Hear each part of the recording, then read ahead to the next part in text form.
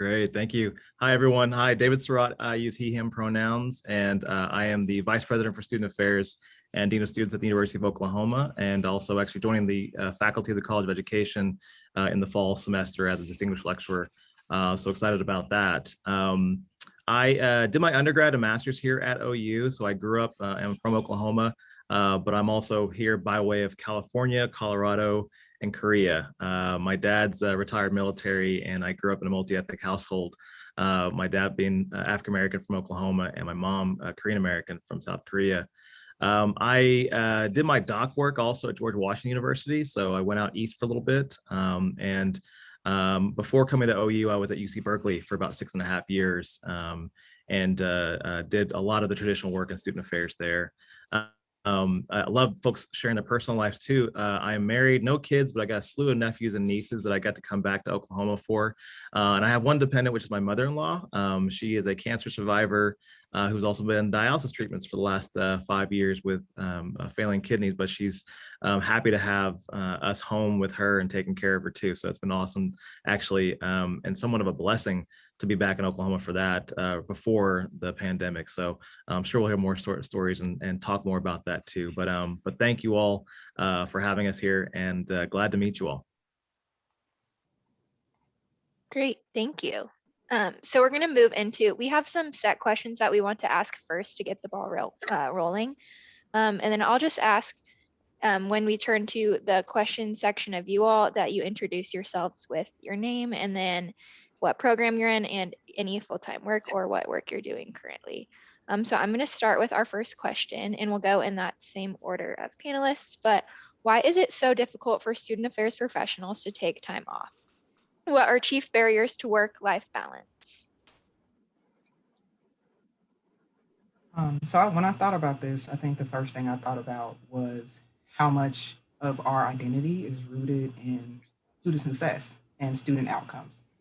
I went out with my partner for a holiday, and I was afraid of like, okay, what is his family going to ask me? What are they going to say? And then what am I going to say about myself that is not work?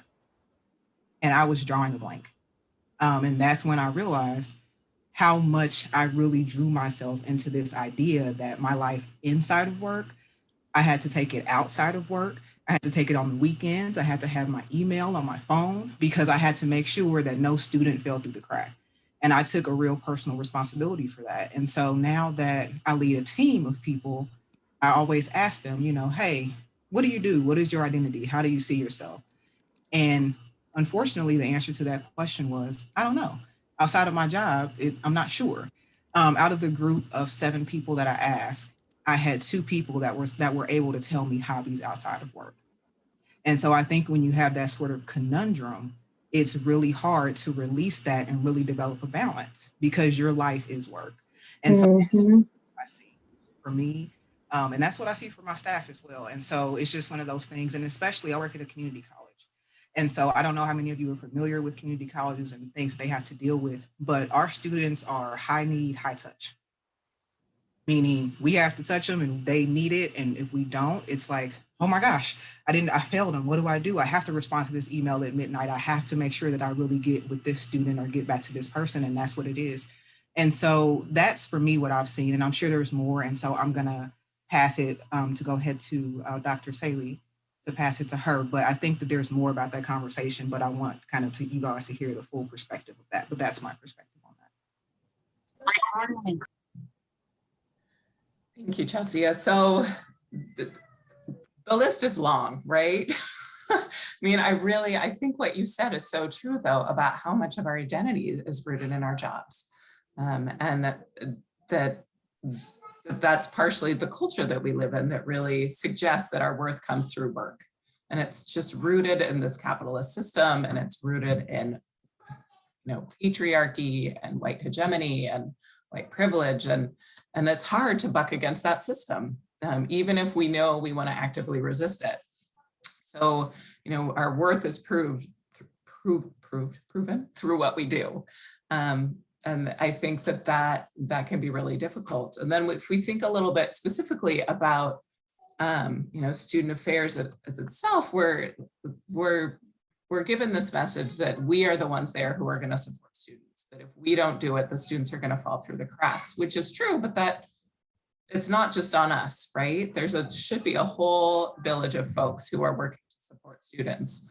And if we're working ourselves too much, we're not going to be able to have anything to give. And so ultimately, I think, we could talk a little bit about that folks are going to leave the field, and that we're going to lose them entirely. And I am sure that some of you sitting in this space are in positions, you're working in offices where there are empty positions that can't be filled, or because of budget cuts. And so you're all taking on extra work. And that's exhausting as well. The list goes on and on, right? The field, there's also, we're told that if you want a promotion, you have to work hard. And if you want higher pay, you need to keep working for it. And so there's always this hustle to be making more money. So it gets back to, I think, just the system that we're operating in. I always look at my colleagues in Europe, for example, and they not working the same way we're working. To be fair, their student affairs units are not developed in the same ways that ours are, right? It's a very different level of support. But I see a much healthier approach to what work is and what life is and what should matter. So I have a lot more thoughts on this, and I could keep going, but I want to hear from David. Thank you, Dr. Salee. Yeah, I agree with others. I would probably add, I think there's also a historical element to even how the way that the profession began and how it's perpetuated over the years. When we think about the nature of student affairs work, it all started with folks who wanted to do and provide services and advice and support to students that we knew wasn't always honored in terms of their holistic development inside the classroom. And so when we think about that, I think that's a big part of why our identity is so wrapped up into the idea of serving our students, because oftentimes we think about our own experiences navigating systems of education that weren't always built for many of us. So I think a big part of that is both gendered and racialized in that way when we think about the way we serve our students. I think the other piece too, and it's probably on top of what Margaret mentioned too, is about the way that this has been created as a huge kind of connection between the idea of students as consumers paying more and more for an educational experience, and therefore demanding more of institutions. And oftentimes, because of the nature of student affairs culture and the work we do, we are oftentimes put in positions where we know our work is valued and it's helpful, but we need to do more of it. So we have to build capacity. And when there's not capacity, we stretch ourselves as much as we can. And so it's a big part of the culture that I know that we have to try to understand and think about, and it'll probably lead to more conversation too as to strategies of how we can offset that. But I think that's a big part of it. Great, thank you so much. My next question is, how can student affairs leaders create work environments that encourage work-life balance?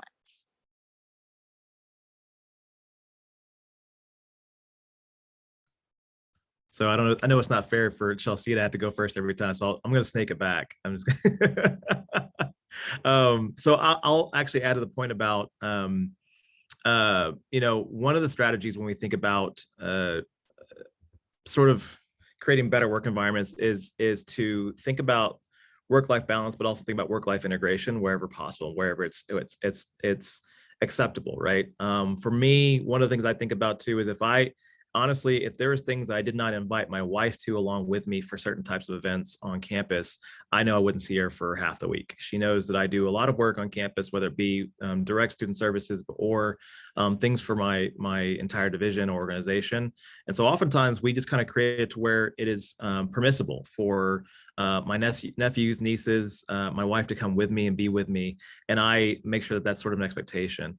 Now it can be really challenging sometimes because, funny enough, she's the extrovert, I'm the introvert. So we kind of help offset each other, and we get to spend time, and she gets to be just in social settings where we feel comfortable, and it just kind of works out as a balance for us. And so it's been good that way. The other piece I would say in terms of larger kind of contextual things about work environments is understanding organizational theory on top of the work we do with student development theory. Because oftentimes we get into spaces where we don't have the conversations, I think, that pushes people to understand organizational capacity, decision-making authority, and understanding where that lies and how that impacts different areas. Just, something as simple as being able to speak HR jargon about anything when it comes to capacity of our staff, knowing who's impacted and how we do the work. And so that's the other piece I think has been helpful for me is leaning not only on the organizational or the student development theory that we do work with and learn, but making sure we're speaking the language of other areas that impact our work all the time and make us work harder.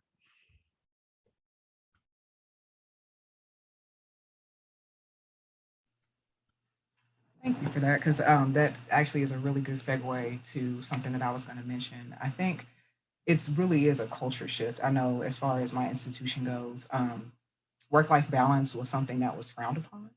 It was one of those things where it was kind of this unicorn of, hey, take care of yourself, but make sure you're working until 8 o'clock to meet this deadline type of thing. So it was just this unspoken rule that you're going to work and you're going to be tired. But when someone asks you if you're okay, you're going to say yes, and you're going to smile and you're going to act as if everything is normal.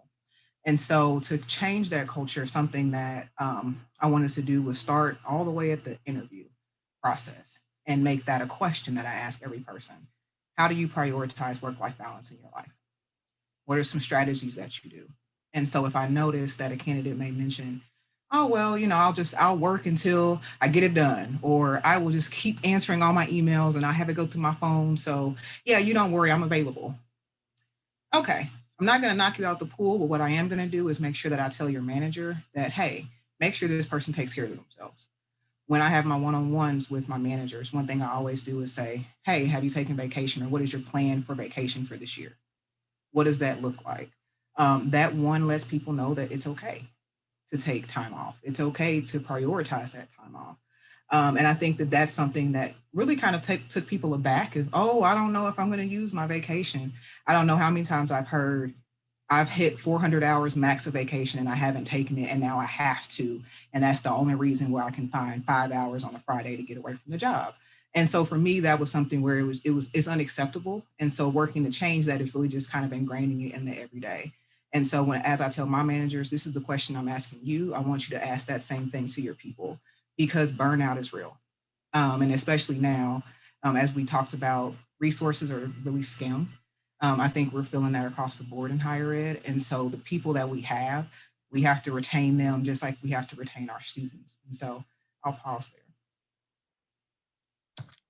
I have so many things to say because this gets me going, right? Like the first thing I'm going to say is your university doesn't love you, right? Like to this point of working so much that you don't take vacation, your university will replace you if they have the money to replace you, right? But your family can't replace you. Your friends can't replace you. Your pets can't replace you, right? And I think that we just get caught up in this notion of, oh, I really need to get this one last email done. I really need to get this report done or whatever it is. But if we're not taking care of ourselves, we're no good to anybody. So, to Dr. Surratt's point about you need to learn to speak the language of HR and of other constituents, the argument that I always try and make is that that folks are more productive if they're not burnout, right? That folks actually can be more productive if they work fewer hours, which is counterproductive to the way that we talk as a country. And also I use the business case, right? That it costs a lot more money to run a search to hire a new person than it does to accommodate people. So as I think a little bit about, what folks can do, as you're a leader, you can role model what that should look like for your employees, right? So it's taking vacation, actually using your vacation. It's not emailing folks while you're on vacation. It's not checking in, knowing that there is a plan in place for your office and that other people will be able to have that, move things forward while you're not there. I think too, a lot about, I'm watching what's happening as we're going back to work and I know that it's been different in different places. Here in Buffalo, we're not yet back on campus. And I'm talking with my colleagues and my friends who work in other industries, and there's this talk about, yes, we're going to continue having flex schedules. And I'm watching student affairs here and elsewhere that's just going full back in 5 days a week. And I just think that this is such a missed opportunity to think about how we can meet the needs of our students while also still supporting our employees. So why not continue to have staggered days at home? I mean, if only from a health perspective, as we don't know what's going to happen in the next 6 to 12 months, but also it's clear that some folks are more productive at home, and that is better for their work-life balance. Again, balance. There are so many stories of people who have had to work or commute an hour and a half each way, right? And that it just causes so much stress for their lives. So why not have people work 3 days on campus and 2 days at home, right? So I just think that I'm sad. I'm really sad. I thought that this would be a really good opportunity to rethink what we're doing as a field. And I am disappointed in what I'm seeing happen. Because I think that our students, especially, we of course need to have people in the office, but I think that students are not coming in as much either. So how can we be creative as ways to support our staff to make sure that they continue to be productive and fulfilled without running them dry? So those are the things that I think a lot about. Yeah, I just wanted to add, yeah, I agree. One of the biggest mistakes that we oftentimes make is, especially leaders and administrative leaders, is oftentimes you see folks who try to oversimplify things when you can actually look at individual needs as well. Both my colleagues mentioned that the importance of having those kind of individual conversations and seeing kind of what folks need. Some folks may think that they have to come in and break their necks all the time. And so if you have a manager that actually sincerely, when they say, how are you doing or how are you feeling, and they mean it, and then follow up like that, that makes a huge difference. And so, yeah, I completely agree with that. I always tell people, don't be afraid of the power of the pause. When you ask someone how they're doing and then you intentionally pause and allow them to get their first, yeah, good. Okay. And so that can really teach you a lot. And even when you're listening, that's just something that is really good with empathy. And you can really learn from your team what they really need just by taking that time to pause.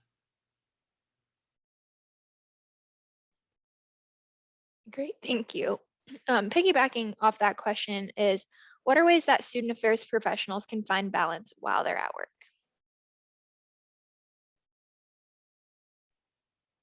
So something that has been really effective for me has been time blocking. So one thing I do every morning, I'm trying to do it weekly, I'm just not that good yet, is to sit down and actually block out my time for that week, and then actually assign my to-do list to certain time blocks in the day. So that way I don't go through the day with regret of what I shouldn't be doing or my mind spinning about did I forget something. And then I also can look and see what am I not paying attention to. So if I know that I have a full day where I'm working on dissertation, work, meetings, work block, I have maybe a little bit of time to cook dinner, but I have no time to see my kids or spend time with my children. Then if I can't do it that day, because that's not always realistic, then I can move that and prioritize that time block into a different day. And so that's been the most helpful thing for me, and it helps keep me organized, because without that, I don't know what I would do. I walk around with my planner. It's an old school time block appointment calendar that I carry around and I live by, but it keeps me on track. And so that's been the one thing that I have found successful for years now, that I just no other app or anything else can beat that for me personally.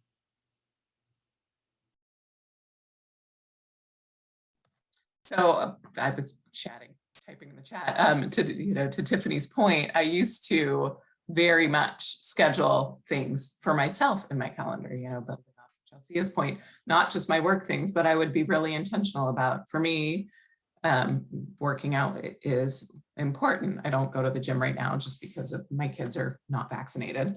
And so, but I would really block that time out because I would need to create time for myself.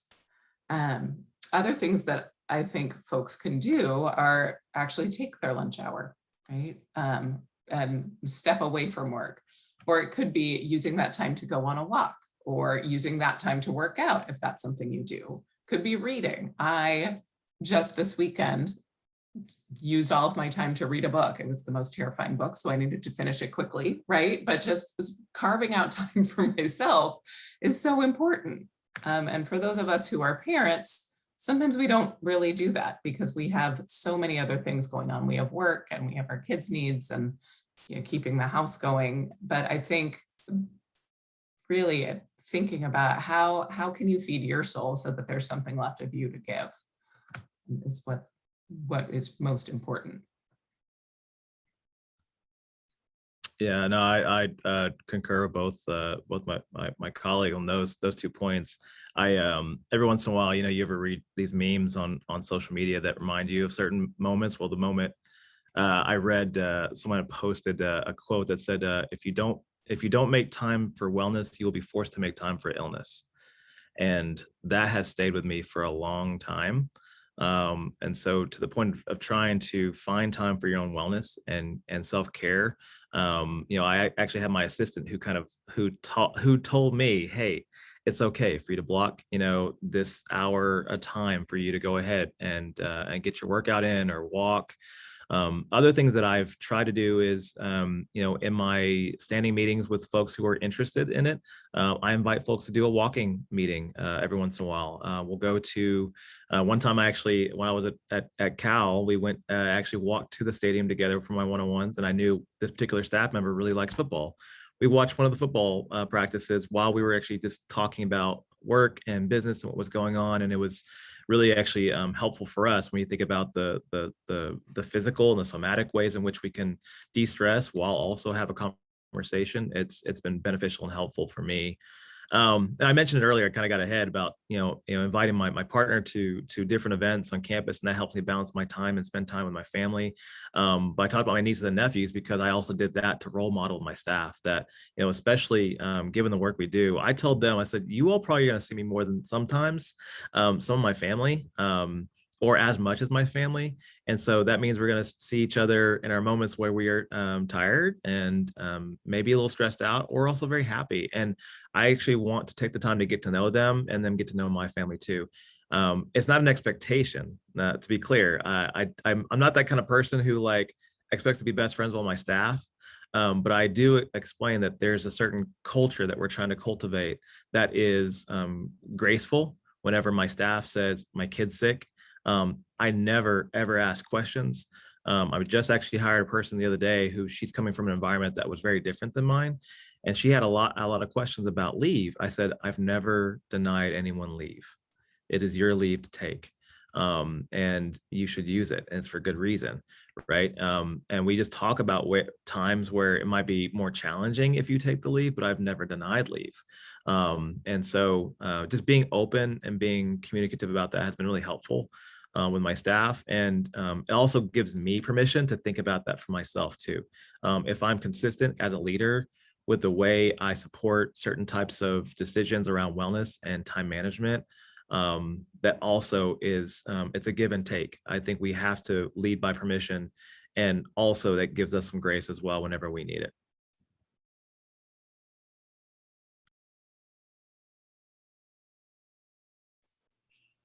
And I'll add one thing that's helped me tremendously has been morning routines, and sometimes evening routines when I can get to them. But we're going to start small in chunks with the morning routines. And I think that and that time that I have to myself, because I always prioritize my mornings just to focus on self-care.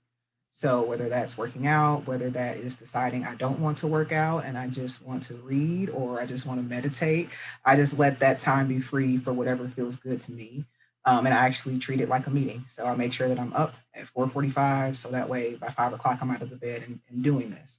And that's helped me start the morning at 8 o'clock when I'm switching to work, not feeling so drained or not feeling like I'm pouring from an empty cup. And so that's something that I want to do more of, and incorporate more, maybe a lunch routine or an evening routine as well. When like I said, when I can get to it. But I think that that's something that a small step that people can do is just prioritize some time for yourself to just have just time for you. I'm laughing at Margaret's comment about the walking meetings in Buffalo. I'm sure that could be a challenge. It's become more of a challenge here in Oklahoma, I tell you, with the heat. in the summertime for sure. I the other thing I was just thinking about too was oh shoot, I just lost a thought. It'll come back to me later.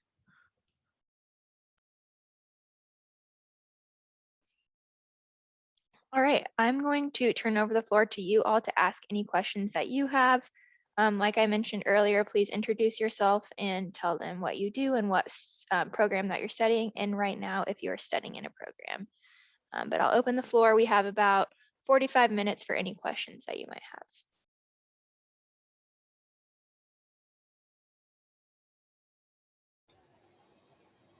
I have a question. Hi, my name is Nick Dean, and I am in the higher ed doctoral program here at UMKC. And one of the things I struggle with when it comes to work-life balance are the emotions that come along with asking for leave or being out of the office, or just for my own well-being, I've had to step away from more student-centered roles. And I think a lot of my identity was wrapped up in that. And so there was a lot of like grieving almost when I stepped back from that. And so I'm just curious if you have any like thoughts about how to manage the emotions that come along with trying to have the best work-life balance.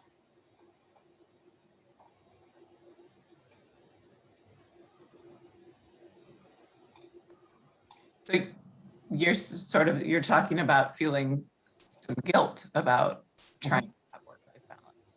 Is that what you're saying? Yeah, basically, yeah. Just as another example, I recently just took off 2 weeks for vacation, and asking for that leave made me feel super emotional. Taking that leave made me feel super emotional. And it shouldn't have. It was my leave. It was my leave to ask for, and it was my leave to take, right? But I still worried that my boss was going to think less of me because I asked for such a large chunk of time. That's hard. That's the culture that we're in, though. I mean, and not all of us, right? It's clear that there are really supportive organizational cultures, but that was your time to take. Also, I hate this conversation, but like you took it at a good time, right? Unless you're in orientation, you took it at a good time. So, I mean, and I love my boss. He's great. Like, it is nothing against my boss. It's just that in the past, I've been in situations where supervisors would not be cool with that. right. And I carry that baggage. And I know I carry that baggage.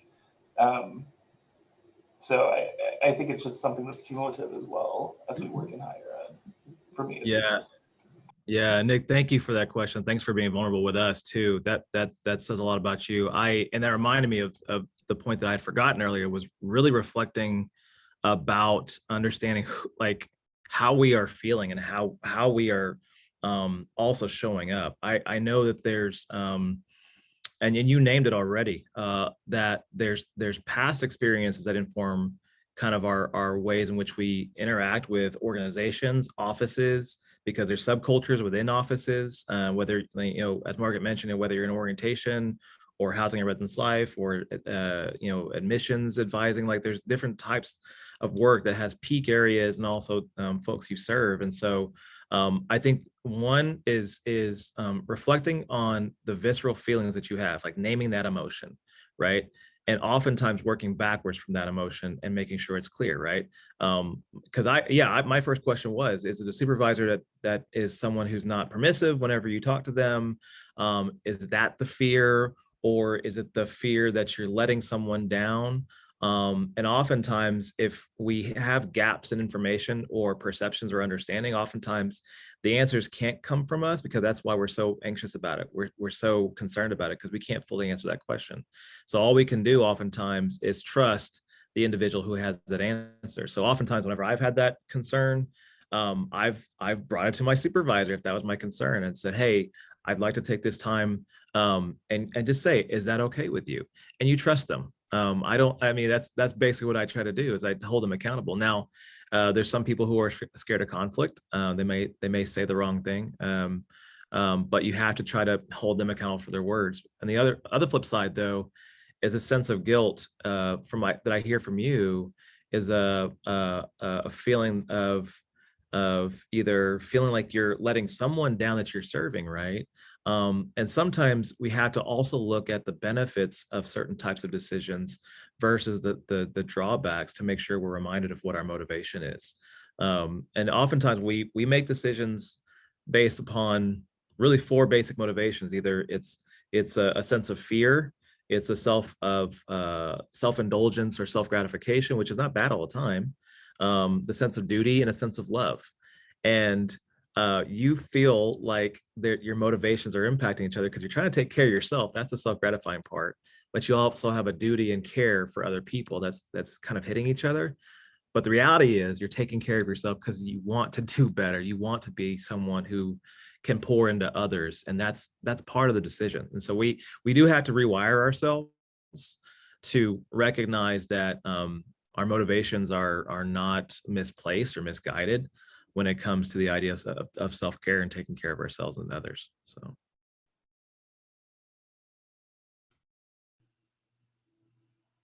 David put all of my jumbled thoughts into the most eloquent thing that I can ever imagine. So thank you for that.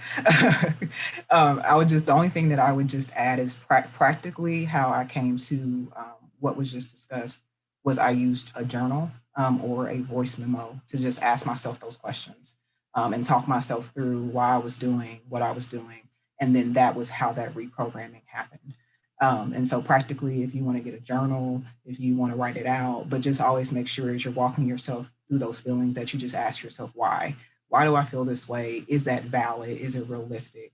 As someone that also, I struggle with anxiety as well as perfectionism, honestly, just a desire to make sure that people see me in a good light and that I'm always reliable. And that I rooted that reliability in the idea to be perfect all the time, which is very false and can lead to a very unhealthy sense of trying to always feel like you need to keep up and not prioritizing your self-care. And so for me, that rewiring took a lot. But again, going back to David's point, that rewiring has to take place in order for that growth to happen, but you'll get there for sure.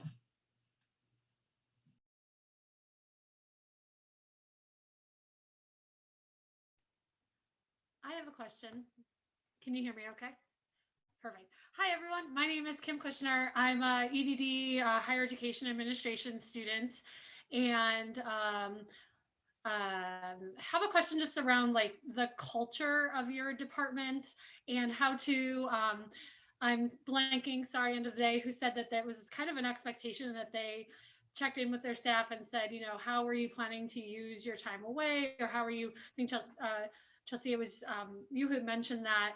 So that's not something that is probably happening super often in my department. And or my question maybe is, how do I kind of manage above and ask for that type of supervision? Just so that I think something like that would be a great conversation for my staff, but I'm not in a place of management where I can facilitate that, and or even with my own supervisor, just how that works in terms of using that time and setting an expectation that that kind of conversation is happening more regularly.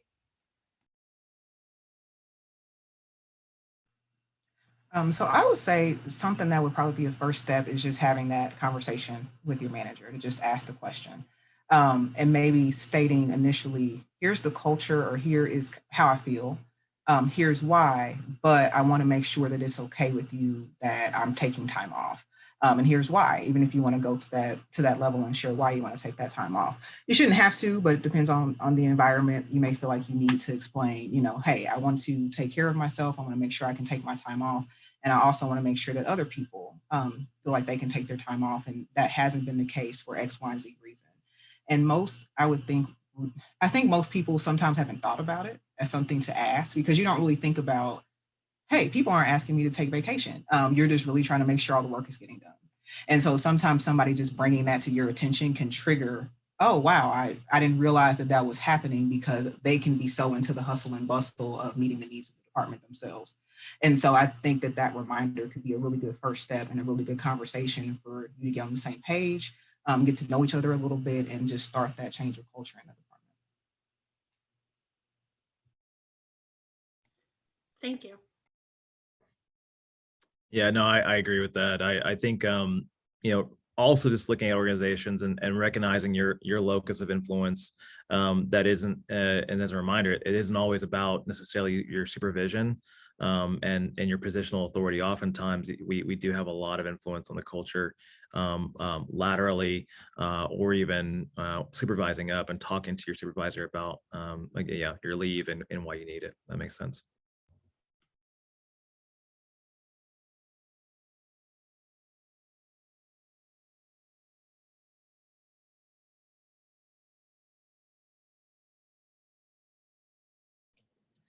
For younger student affairs professionals who maybe are more entry level positions, I think the challenge might be that they don't feel like they have the positional power to make some of the changes, or to push maybe as far as some of the folks in mid-level or more advanced positions might feel like they have some of the power. We talk about this in our capstone part in the MA position, that in the MA program, that as you get further up, you're in a positional place to disrupt some of the norms of cultural norms of worker behavior. So you can begin to say, we're gonna let everyone take their vacation, and I'm gonna take my vacation as the director of this department, and establish that norm. But when you first come into a department, you may not feel like you have the power to say, I'm taking my 2 weeks of vacation, without fear that, like Nick has said, Nick's in a assistant director role, and he's been at UMKC for quite some time, and and he's in a position where he felt some anxiety. And I know my partner recently, I asked him to take some time off, and he was like, I have a lot of work to do. And then he was like,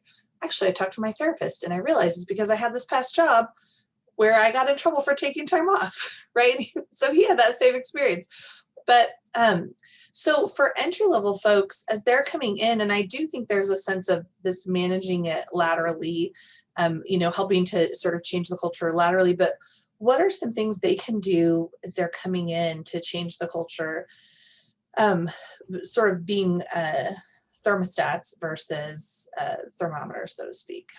Do you have any suggestions for those new folks as they're coming into the field, to sort of begin good habits versus taking on the habits of the culture so easy to do when they come into the field?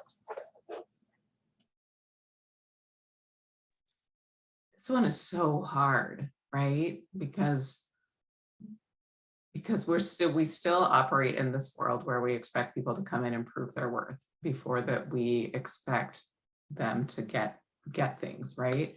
And I've done a lot of my work on parental leave, right? And specifically on fathers taking parental leave. And the conversation has been, well, he has to prove that he is good enough in order for us to give him paternity leave. And that's bull, right? And so I say all of this because it's important to be realistic about the context that we're in. But thinking a little bit about things that we do is all change. This is what I've discovered, and I'm sure everybody has seen this too, that higher ed is such a political organization. Like, I have been overwhelmed with how much politics plays a role. And so the way that change happens is through one-on-one conversations, is how I'm building coalitions, right? So for folks who are just getting started, it's to have those one-on-ones with folks who are at the same level as you, folks who are more, one level up, folks who are super senior, folks in different areas who are at the same level. And so trying to figure out what commonalities do you have, and is there a particular way to build a coalition to gently work for change? We can also argue that sometimes you don't want to be gentle and you need to go the more scorched earth approach, right? But you have to be realistic about what the consequences are. But I have found that change really does happen through the conversations with other folks. So that's my biggest suggestion. Yeah, there's yes, it's complex, and there's this notion of balancing both, sort of pushing cultures and environments to improve and enhance and change. I also try to really actually talk about the power of acceptance when it comes to certain types of things. and I'd say acceptance in the sense of there's some stuff that's not that deep. Like there's sometimes like, I'm like, is it a deal breaker? No, like I'm not going to obsess about that one thing or that one policy to the point where it becomes rooted in, frankly, my complete unhappiness in a place, because no organization's perfect. Oftentimes what I try to do is when I'm applying for jobs or when I take a job, and this was early on in my career too, I tried to think about what are the things that are deal breakers for me, what are things that I prefer not to, but I can take, and that's where I think the power of acceptance comes into play, and it becomes a psychological tool that doesn't allow me to essentially ruminate and cause myself more harm in the process. So it's one part of it, and one probably internal strategy that I've taken on in my career of not sweating the small stuff. Now there's big stuff, and that's where I do agree that there's moments where if there are big things that are happening, you have to figure out how do you figure out who your allies are, and how do you bring that to the attention of someone who's actually in a position to change that thing. And so the political aspects of it, navigating the organization, becomes far more challenging. There's no simple answer to that question, to be honest with you. I think it's very contextual, very unique to the actual organizations. I'm thinking about the places I've worked. I've worked at about 7 or 8 different institutions, and many of the cultures were very, very different about how you enact change. And so it's a tough question without kind of looking into it more deeply and a little further. But I think that's a big piece. Is definitely agree with Margaret about understanding the political landscape, and I do believe that student affairs also too, because it's so relational in the way we do our work. Yeah, those conversations become super, super important. But I also would say the thing that we do have in our power a lot of times is figuring out what are deal breakers for us and discerning between those, and what can we simply understand and acknowledge is present, and not ruminate over it as well.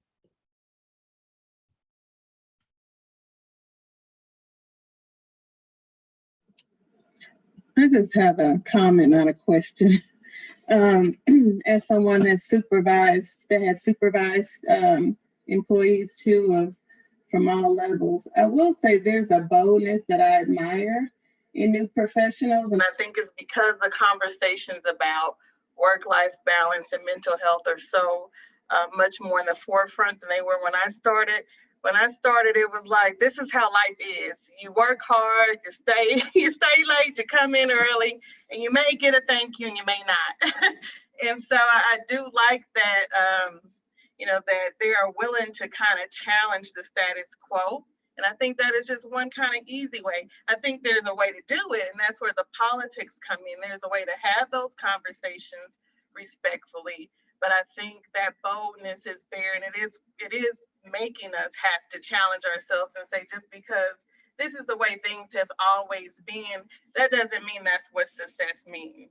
If somebody enjoys coming to work, they're going to enjoy working for you, they're going to produce, but let people spend some time with their families. If they want to step away and go to a play, or if they want to, take their daughter out for, a play date or for lunch, let people take breaks. We spend enough time together and enough hours, especially in student activities and student affairs, where we need to support that balance. It's not gonna hurt anything. The university will be fine if people step away, and that's just adding unnecessary anxiety and causing stress on mental health that doesn't even have to exist.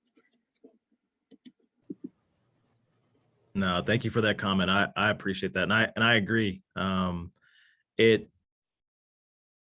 Every generation that continues to move into leadership roles has to incrementally change and learn what is something that has been more harmful than helpful in the work that we do. And I do think that this is why I get excited talking to programs like these with students who are continuing to grow and influence the profession.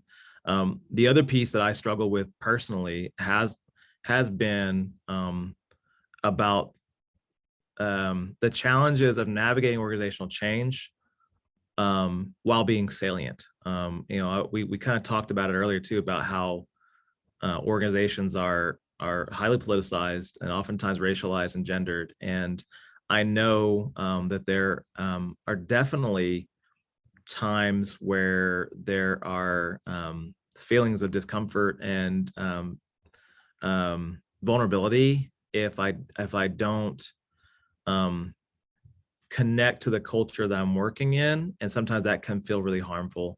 I know that there were times where I certainly experienced racism in the workplace, or I've experienced and seen that take place and impact our students. And I've worked at PWIs my entire career, and I've always been a salient person. And so there's a lot of times where we're trying to balance risk taking in different ways and how much we push against the organization and the culture, while also maintaining a sense of our own safety while we change the culture too. And so that's the part where I really do believe that, yes, we need to listen more to our young professionals too, who are coming into environments and helping us reveal things that we may not have seen before. A colleague had talked to me and she referred to our young professionals as prophets, right? As folks who are bringing in new information and revealing something that we have never seen, in the same way that our new undergrad students are coming in, our graduate students are coming in, our new professionals are coming in. And that made me rethink also too, how I view the way they experience and express themselves in the workplace, and how I learn from our staff as well. If I look at them as prophets and folks who are revealing to me what the future of the profession should or could look like, it opens the door in a different way. So I really appreciate your comments. And I'll say millennials get a bad rap. We really do. So I think as a millennial, as you were talking, I think I immediately started reflecting on how having the conversation about work-life balance never crossed my mind as really being a barrier. It was just kind of we're going to do this because this is just how it's going to be. And I think that's the millennial in me, kind of that idea of, we need to prioritize our work and we need to have a life outside of work. And let's start the meeting by talking about our cycling and the things that we enjoy to do over the weekend. And I think that I'm excited to see, just as we discuss it, as leadership begins to have more millennials in it, especially at the senior level, how those conversations are going to develop and how the culture is going to shift. When I added the work-life balance interview question, the first thing my VP said, she said, what do you mean by that? Like, are you asking people what they're doing in their personal life? And I said, well, no, not necessarily, but I'm asking them how they prioritize their personal life. She said, well, why? I said, well, because I want to make sure that they don't burn out, because we have some pretty burnt out people. She said, oh, okay, that's good, roll with it. And so it was just an interesting dynamic that even to her, she was like, why asking about someone's personal life or even mentioning personal life, and especially in an interview, was almost like a no-no, until I actually had a rationale of why I was doing it that could be related to work productivity. And so I do think those culture changes will just be interesting, to say the least. So I'm glad that you shared that.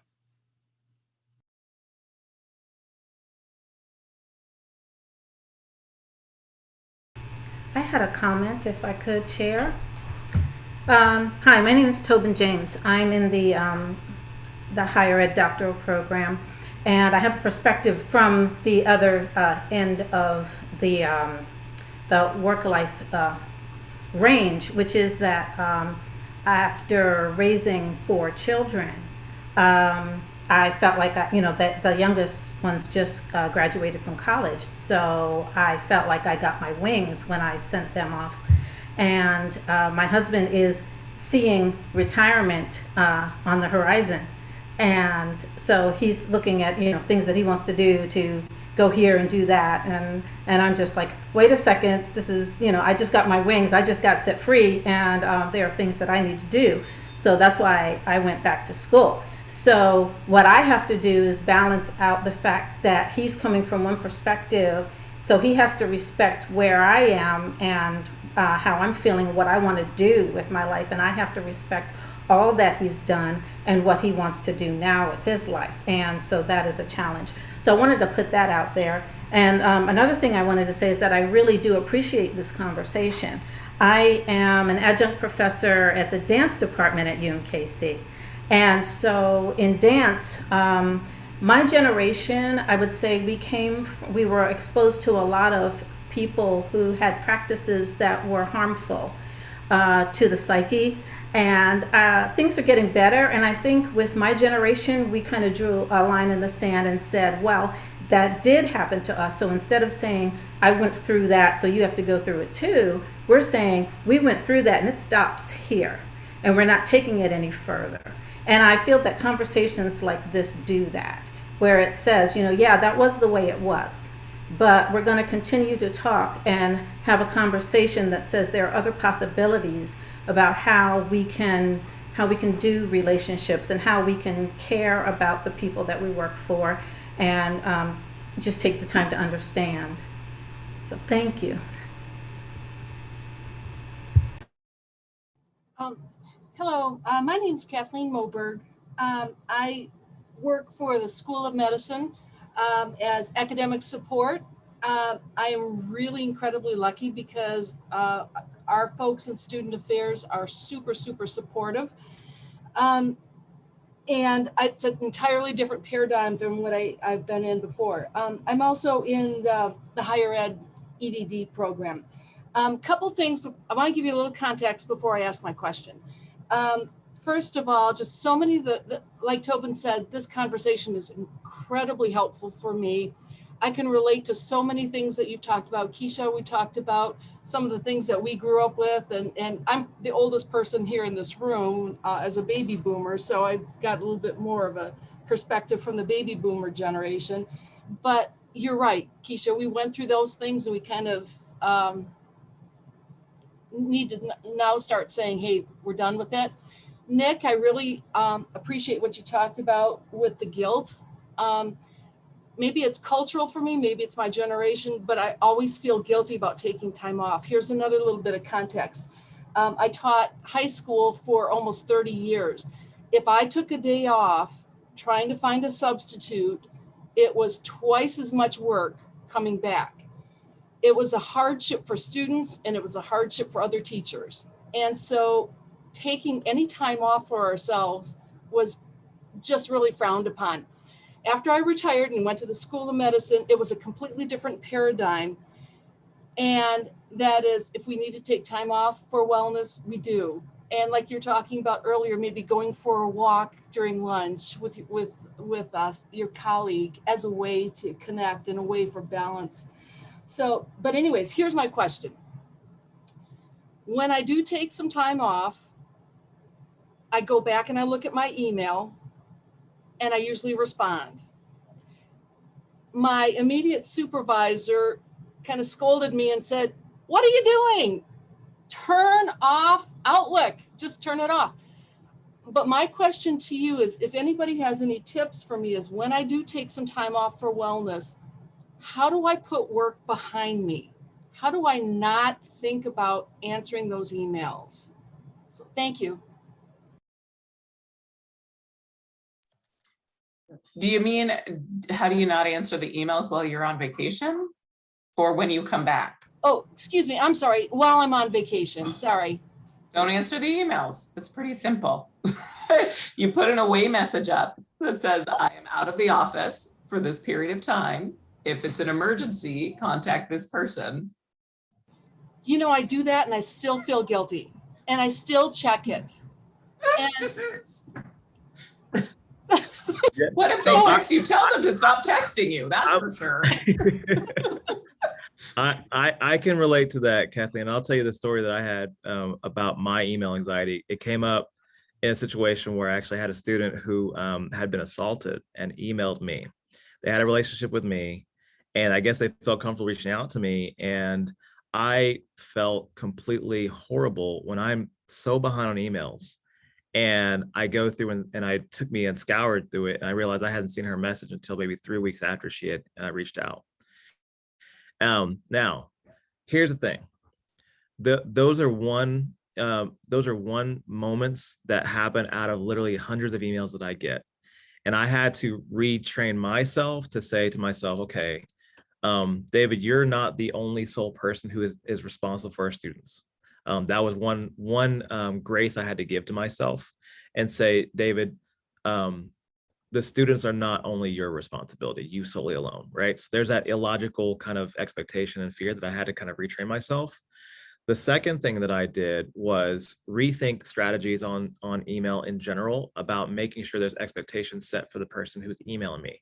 And one of the things that I actually have done is put in occasionally when I know that I do not want to look at my email at all, I will literally say in the email auto reply that all emails sent to me before this date will not be read. So please email me again after X date when I return to the office if this is an urgent issue or an issue that you need me to follow up on. And so it gives and sets an expectation for the person who's emailing you and gives you some freedom too, that the person has clearly been communicated with about expectations, that you're not checking your messages and that you'll be back. When you'll be back, that's when you'll look at those messages from that point on, right? And an archive has been a friend of mine too. So I don't like to delete a lot of emails. I'm kind of scared of missing one that I might need to go back or refer to. But if I do that method of I'm not checking, I will not be reading emails from this date and this date, I just archive it just in case, like if there's something I need to go back and reference. But for the most part, people recognize that, they acknowledge it, and they set their own calendar reminder to email me again if they need my feedback on something or to follow up on something. That's really helpful. Oops, yeah, that's really helpful. Thank you so much. So Kathleen, the moment that I stopped doing that, responding to emails, was when I was on vacation. I was responding to other emails. I saw an email that I wanted to deal with once I got back, and someone said in the thread, "Don't worry, Chelsea's out on vacation, but she's still checking email." Great. Okay. So now again, going back to setting that expectation, I have now set the expectation that this out of office means nothing and that I am still going to respond and you will still expect a response from me because even I'm ignoring my own messaging in my out of office. So what I did to kind of baby step that, because I still had anxiety of just not checking my email. So I used the time block strategy that I mentioned earlier. And I just said, okay, from 5 to 5:30 after work hours purposefully, I'm going to use that 30 minutes and just check to see if there's anything that was on fire. Was there anything I really needed to look at? Was there anything that could not wait another day for me to get back? That chilled my anxiety out. Great. Okay, I've seen it. I've looked at it, but it's after hours. So if I do respond, no one's saying, don't worry, she'll respond in 5 minutes. It's just my time to look and see if there was any fires. Kind of chills it out, and then it makes sure that it doesn't take over your whole day, because I don't know if you can relate to going to check one email and staying on email for an hour, but I can, and that is a dark hole I do not like to go into, especially during my vacation. That's really helpful. Thank you.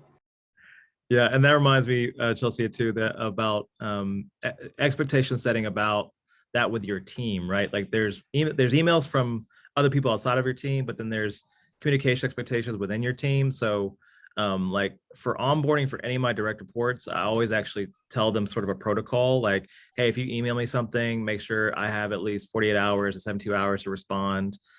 If you do need me in a timely fashion, text me.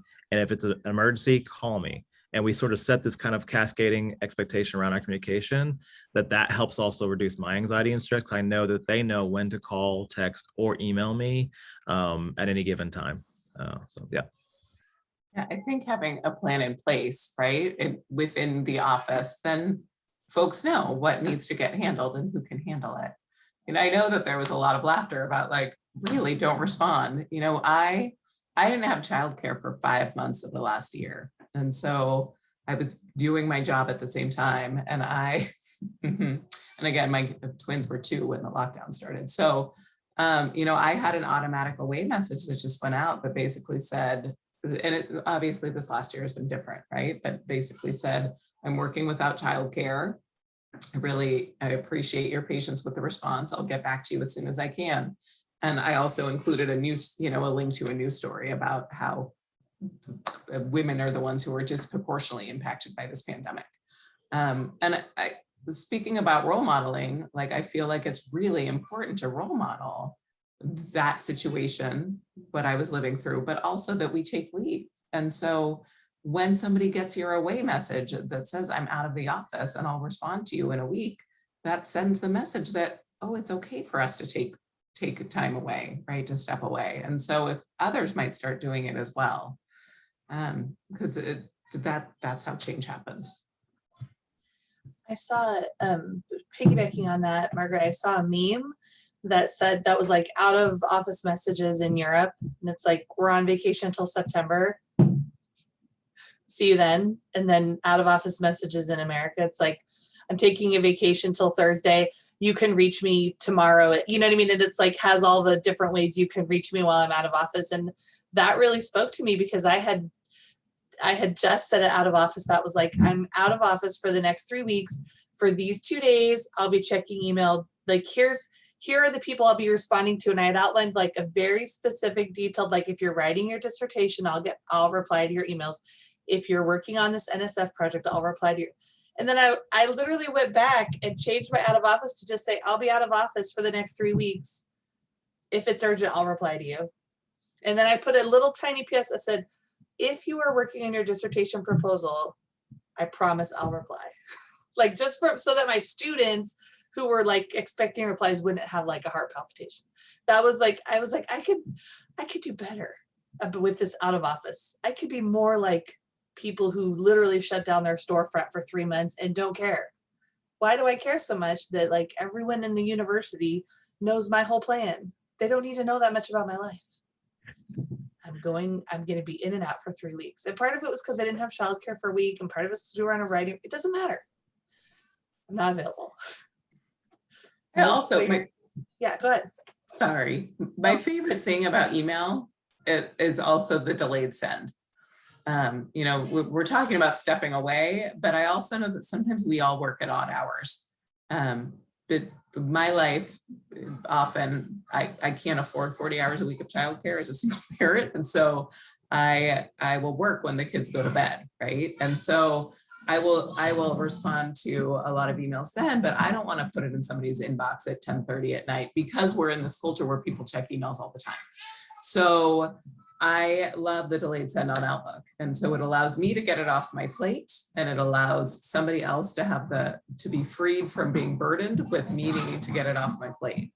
And I know different people have different feelings about this, right? That you control when you check your email, so that's not on me, but it does feel like it's on me. So, I mean, I could talk about email because it eats up our life, right? It eats up our life. One thing Elora asked about people text messaging you. So we can control when we check our email, but what about when you're on vacation and your direct reports are sending you text messages, or your partner is sending you text messages? Says, where's this thing in the cupboard? That's a whole other, we'll talk about that conversation on a different panel. But when your staff is sending you a text message, even though they know you're supposed to be on vacation, I had another friend who was just asking me the same question, and she was on vacation with some friends just recently, and her grad student staff was texting her lots of questions that they could have just solved themselves. And I bet Elora's staff were texting her things they could have solved themselves, because I know she's trained them well. Do we just not? It's also my direct report that will text me. If I send an email and I haven't responded, if they feel it's urgent, I get a text message. And so I'm just, how do you manage both sides? Those that I report to and those that report to me. Oh, so it's your bosses too, not just it's the people you're reporting to, not just the people reporting to you. So do we just not reply to them? Because, they don't know that you got your text messages. I mean, I guess it might say read. That's the only downside, right? Yeah, another part about that too is if your direct supervisor, well, I don't have to deal with that anymore. I have the best supervisor ever, right? But you're on vacation and your supervisor is like, send you a text, can I call you? What? So you at that point in time, you're like, I guess you can call, even though I'm on vacation. But some of the things I just want to say real quick is more statements rather than comment, more statements rather than questions. In student affairs, I would firstly put my hands up, guys. We are all hypocrites, right? And I think that in the best way possible, because what we do is we tell our students, self-care, take care of yourself, do this, do that. We do not take our own advice at all, and we are here saying, you know what, Dr. RP, take some time for yourself, but we're not taking the time for ourselves as well. And I like this conversation because it's one of those where, as we continue to grow, I see that we are all at different places in our life when it comes to the fad of work-life balance, right? Because I know, firstly, I always admit to myself, I have a problem. I have a big problem. I work too much. But it's all about that culture in the department that you work with. And I think it transcends from the supervisor, because my thing is, if I see my supervisor sending emails when they're not in the office and stuff like that, then I'm like, oh, I need to do that too. But not necessarily, and then as staff members, where I'm one of those who I am always maxed out on vacation, right? So my fear was, okay, if I'm out of the country, then I'm on vacation. I have an excuse. I say, yeah, the Wi-Fi in Trinidad is horrible. I can respond. But it's one of those things whereas you still feel like you have to respond. The department, when your supervisor set that expectation or that, whereas, hey, take your time. Employees then know they can take their time and they don't have that fear. So it's that culture within that department which has to be established early. And when it's established early, then like when I go to Trinidad for a month, I'm like, okay, I'll be good. I'll come back. I'll still have a job, that kind of a way. But before, when I first got into the role, I'm like, I wonder if I go for a month, if they would realize they don't need me. And then you have that anxiety, right? So I love these conversations because we grow a little every day. And one thing I learned from Dr. Api, there's giving yourself grace, because we do not give ourselves enough grace, guys. And then when we're surrounded by enough people, we start feeling that the right way to be in order to take care of yourself, to take care of other people. Because I don't know if you all realize I'm a Black male, and Doc, you were talking about it. I'm a Black male. So I realize sometimes people think that I'm the one to solve all problems, all Black males on campus, right? And yeah, they text us all manner of time and night and day. But I'm learning as well, knowing that, there are other people out there who can help, but taking the time to take care of myself so I can take care of them. I love these conversations. Thanks, guys. Okay, so with that though, so Roland, you're talking about people texting you all the time to solve everyone's problems, all the Black male students on campus who need anything, they're texting you and Dr. Martin, right? And Laura, your staff are texting you, and Doug is texting you. I'll just name him. He's not here on the call. And previous is not just him, but I have other previous directors are texting you. What about, do you all have panelists? Do you have any suggestions for how do we, email is one thing because we can take it off our phone, right, and set it aside. But what about when they've got our phone numbers? Do you have a strategy or suggestion for how to respond to that? Is it just having a direct conversation that says, thanks for your affection, but I'm on vacation, don't call me anymore? I blocked you. No, honestly, it's the same grace we give ourselves. I try to position myself psychologically by giving grace to that person first and assuming they don't know something, right? So a lot of times I've seen supervisors who literally, just they don't remember that the person's on leave. So I'll say, on vacation till Tuesday, can this wait till then? Like something as simple as a clarifying question like that. It makes them pause for a second and makes them actually think like, wait, is this really urgent or can it wait? Yeah, it can wait, sorry. And then they leave me alone, right? And that happens even with my staff too, where I might text them, I'm like, oh shoot, I forgot Danny, I'm so sorry. Sorry to bother you. I apologize. I didn't realize you're on vacation. Enjoy your time. I'll see you when you get back. Something as quick as that, because oftentimes what I've also seen with some professionals is that they forget that the other person cannot read like their calendar, read their mind. And and sometimes, and I've been fallen victim to this too, where I get that text, I'm like, damn it, like, why do I have to like answer this? Like, don't you realize like I'm out? Like, instead of getting into that mindset, if I simply ask a quick clarifying question, can this wait?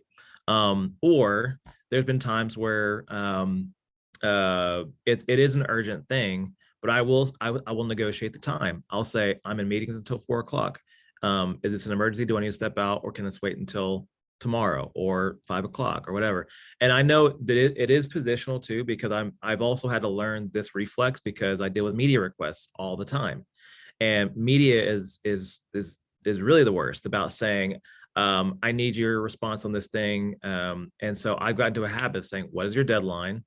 And what are your questions? And I tell them, but it's the same type of reaction that you can do that is not rude. It is simply asking clarifying questions and actually putting some responsibility on the person sending the message or that text message about, is this really urgent? It makes them really ask that question, is this really urgent?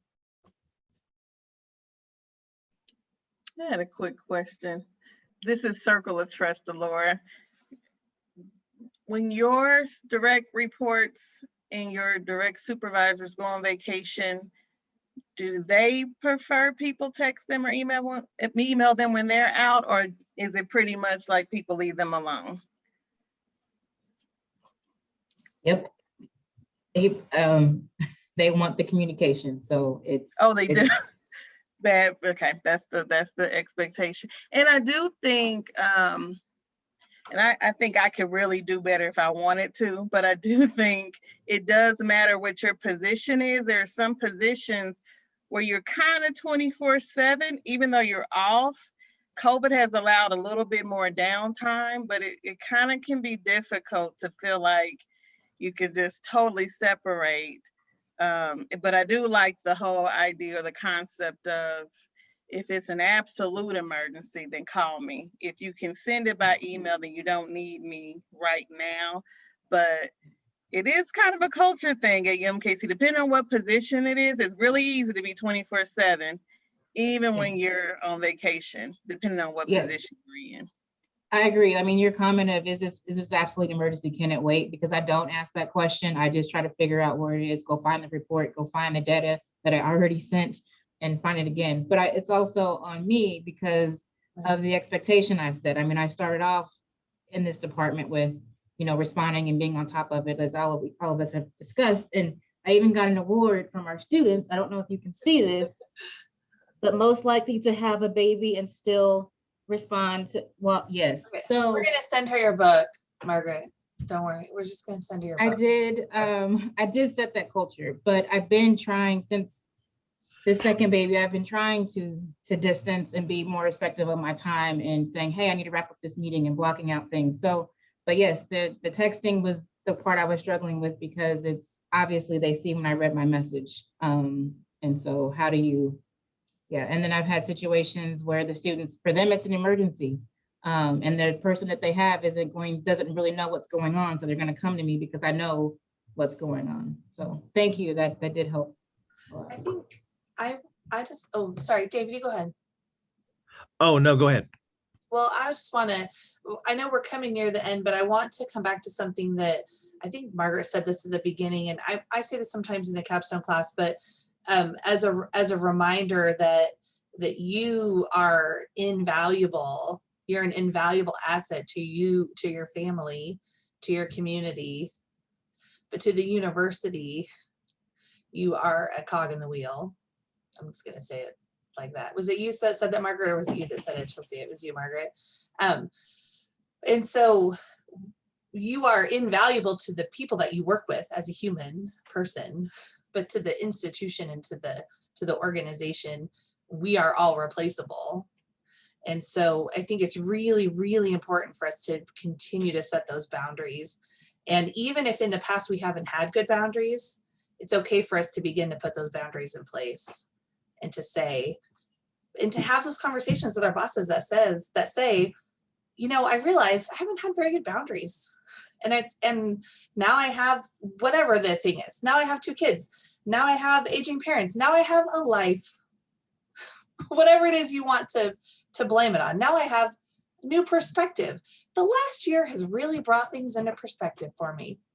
Whatever you want to, you don't have to have a change in family status to have a new perspective on your life, and say, I'm going to have some better boundaries.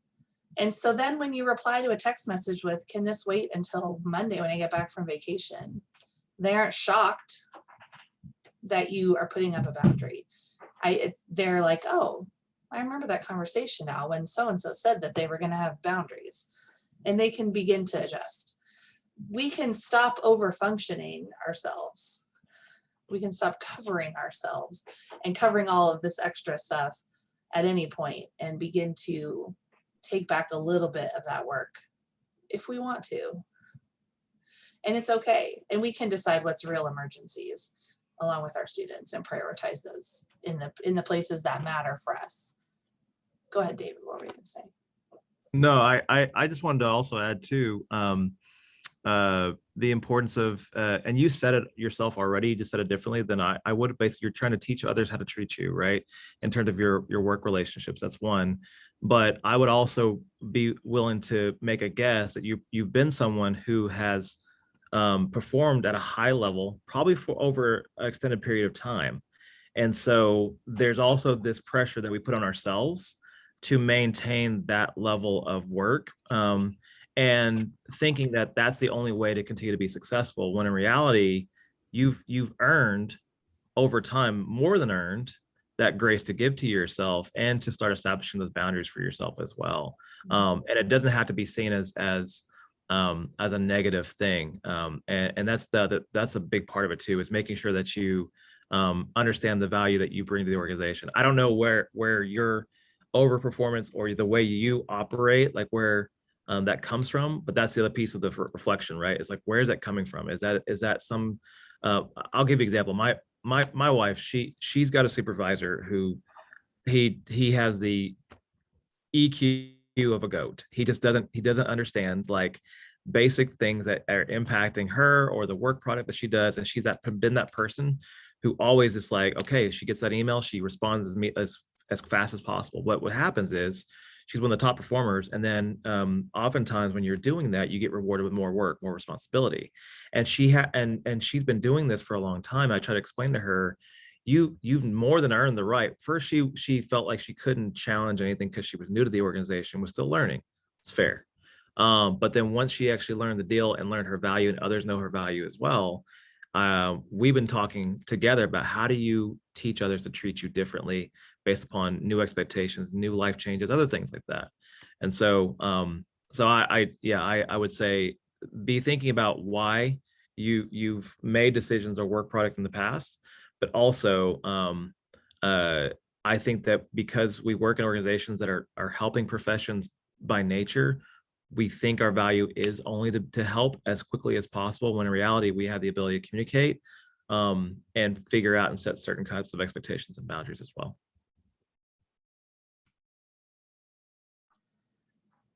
As we wrap up, is there any sort of final word or final encouragement about work-life balance that you all would like to leave our students with? I know like what David said right now, that was a really good word for me to think about. I really like that idea that we often find our value, those of us who are in this field, in finding our value and helping people, right? But that doesn't have to be our only value. That really struck for me, probably in every area of my life. Just take that with me as I go upstairs later, hear all sorts of things dropping on the upstairs floor. Would each of you like to have a moment to just offer any final word for our students? And then I know some of you are headed off to class, so I don't want to keep you much longer. So I'll open that to the panel and then we'll say thank you. So one thing that I definitely want to leave you all with is just when you're thinking about this idea of work-life balance, whether it's really far away from where you're at right now or something that you're just now thinking about, or something that you're kind of been working on for a while. Think about when you're operating at your best self. There was a moment where I just accepted this interim dean role that I'm in now. It was the middle of the pandemic, and I'm still serving as a manager as well as taking on a dean's role and overseeing the whole entire development. And so this idea of productivity and just keeping on and keeping on and keeping going, that wasn't what I wanted my brand to be anymore. I wanted my brand to be about how I thought and how I was strategically thinking about every department and every area. And even when I think about in the past positions I had that led me to that role, what was it that I contributed that made me stick out? What did I do? I had more time to think about initiatives and different things that I can then move forward with. It wasn't just the grind, day-to-day checking emails. So when you think about that and you start prioritizing your time and really aligning it with what makes you your best self at work, you'll really find that that work-life balance will be the thing that will bring you to your best self at work. You'll find more value in yourself. Your colleagues and peers will value you as well. They'll value your time more, and it'll be something that you will not regret prioritizing.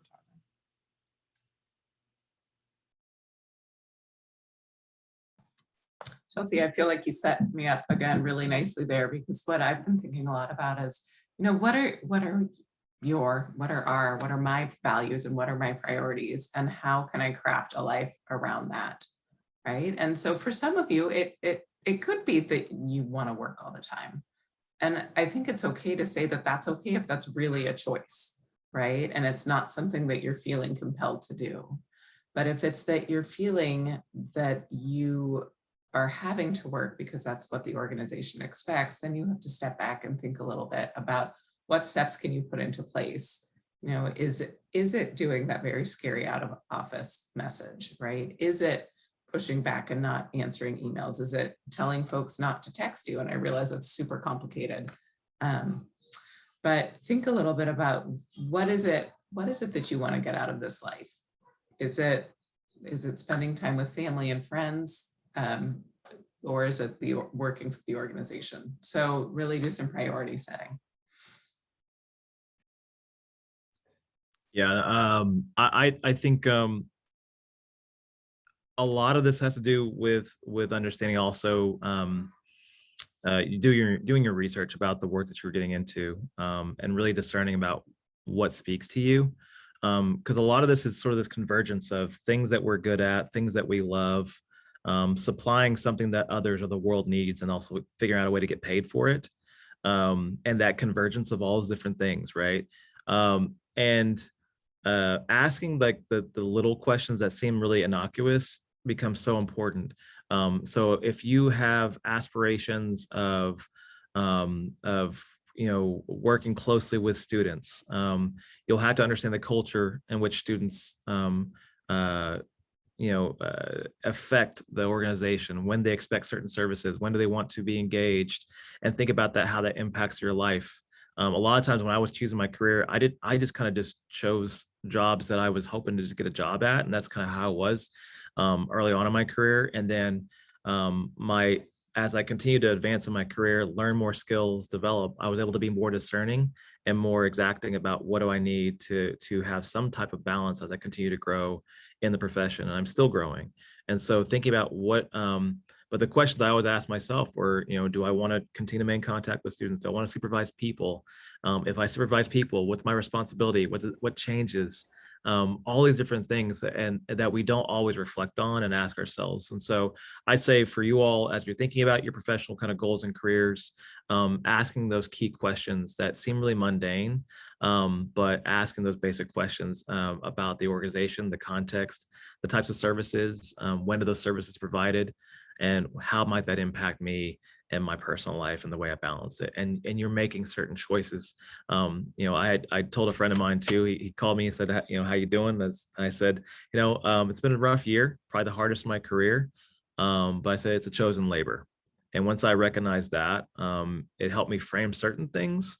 But I'm also trying to regain back some agency, because there was a lot of stuff out of our control with COVID that I knew I knew it would end at a certain point. And so now I've committed to a time in which we're in a recovery phase for us here in Oklahoma, and what does thriving look like for me again. And so I'm trying to recapture what that looks like for me and my team. And so But that'll be the same thing for you all, and for all of us as we continue to grow as people, to figure that out for ourselves. Is what does that discernment look like, and how do we find that perfect spot? So.